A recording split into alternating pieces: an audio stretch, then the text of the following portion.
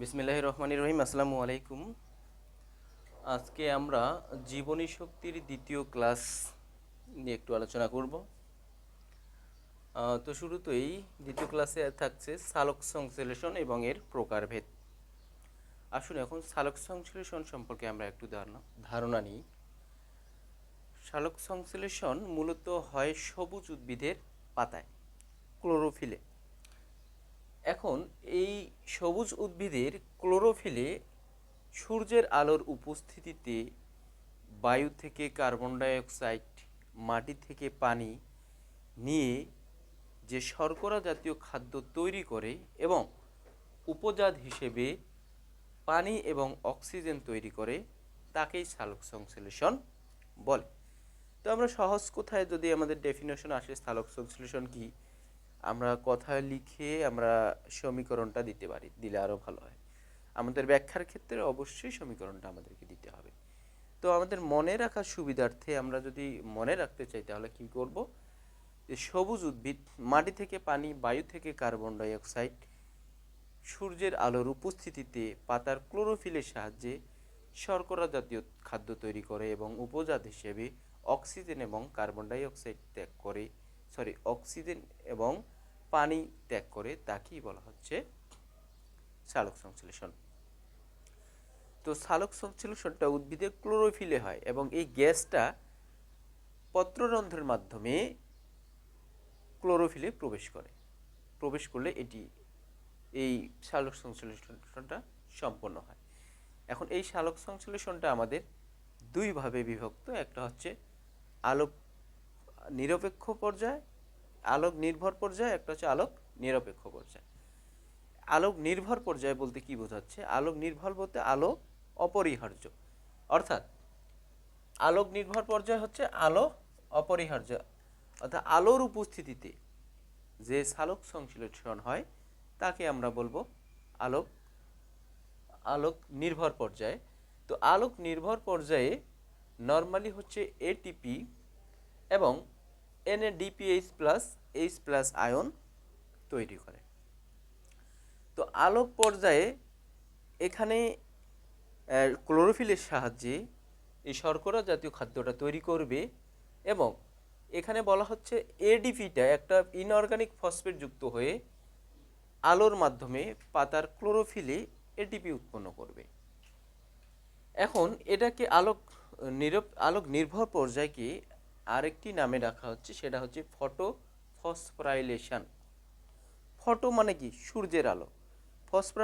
Phosphorylation, এখানে lesson মানে আমরা জানি লাইসিস মানে বিয়োজিত করা, অর্থাৎ এখানে একটা জিনিস বিয়োজিত হয়। কি বিয়োজিত হয়? এখানে পানি বিয়োজিত হয়। আর পানি বিয়োজিত হয়ে উৎপন্ন কি করে? সেটা হচ্ছে অক্সিজেন, হাইড্রোজেন এবং ইলেকট্রন তৈরি করে। এখানে কি লাইসিস হয়? হাইড্রোজেন অর্থাৎ ওয়াটার লাইসিস, পানিটা লাইসিস হয়। লাইসিস মানে বিয়োজিত হওয়া। এখানে পানিটা বিয়োজিত হবে। পানিটা বিয়োজিত হয়ে কি উৎপন্ন করবে? অক্সিজেন, হাইড্রোজেন এবং ইলেকট্রন তৈরি করবে। অক্সিজেন, হাইড্রোজেন এবং ইলেকট্রন তৈরি করবে।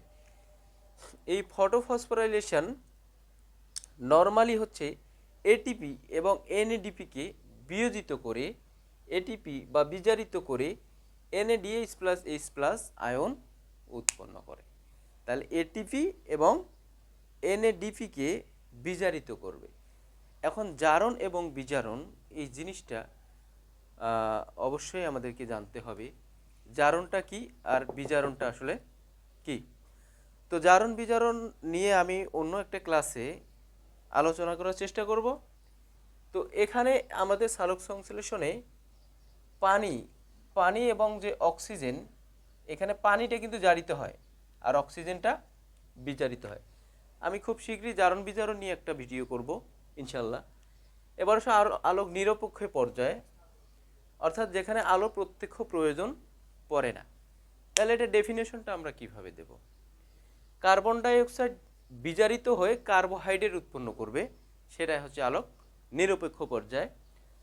তো এখানে সহায়তা করবে ATP, NADPH plus H plus ion, এই দুইটা সহায়তা করবে আলোক নিরপেক্ষ পর্যায়টাকে, অর্থাৎ কার্বন ডাই অক্সাইড বিজারিত হয়ে এখানে কার্বোহাইড্রেট উৎপন্ন করবে। এবং এই কার্বন ডাই অক্সাইড যে বিজারণ, এই বিজারণের তিনটা পদ আছে। কিভাবে আসলে কার্বন ডাই অক্সাইডটা বিজারিত হচ্ছে, এই তিনটা পদ হচ্ছে, একটা হচ্ছে ক্যালভিন সাইকেল বা ক্যালভিন চক্র, হ্যাশ ও স্ল্যাক সাইকেল বা হ্যাশ ও স্ল্যাক চক্র, আর একটা আছে CAM ক্যাম, ক্রেসুলুসিয়ান অ্যাসিড মেটাবলিজম। তো আমরা এই তিনটা আমাদের এই অধ্যায়ে খুবই খুবই গুরুত্বপূর্ণ তিনটে আমাদের টার্ম। তো এই তিনটে আমরা পরবর্তী ক্লাসে আলোচনা করার চেষ্টা করব। আজকে শুধু সালোক সংশ্লেষণ কি, কিভাবে হয়, কে জারিত হয়, কে বিজারিত হয়, কত প্রকার ও কি কি, সেটা নিয়ে একটু আলোচনা করার চেষ্টা করলাম। আলোক নিরপেক্ষ এবং আলোক নির্ভর পর্যায়, এই দুইটা কিন্তু খুবই ইম্পর্টেন্ট এই অধ্যায়ের জন্য। এবং এই কার্বন ডাই অক্সাইডটা বিজারণের যে তিনটি পদ, এটা আমাদের জন্য খুবই গুরুত্বপূর্ণ। তাহলে আমাদের এই আলোক নিরপেক্ষ পর্যায়ে এই কার্বন ডাই অক্সাইড বিজারণের পথটা আমাদের আসতেছে। আমরা কিন্তু নর্মালি ক্যালভিন চক্র, হ্যাশ ও স্ল্যাক চক্র, ক্যাম, এগুলো কিন্তু আমরা পারি, কিন্তু এগুলো আসলে কোথা থেকে আসছে এই জিনিসটা অনেকে বুঝে না, না বুঝে পড়ালেখা করে। তাহলে আমাদের আলোক নিরপেক্ষ অধ্যায় থেকে, নিরপেক্ষ পর্যায় থেকে আমাদের এই তিনটা গতিপথ আমরা পরবর্তী কোনো ক্লাসে আলোচনা করব ইনশাল্লাহ। আজকে এই পর্যন্তই। আল্লাহ হাফেজ।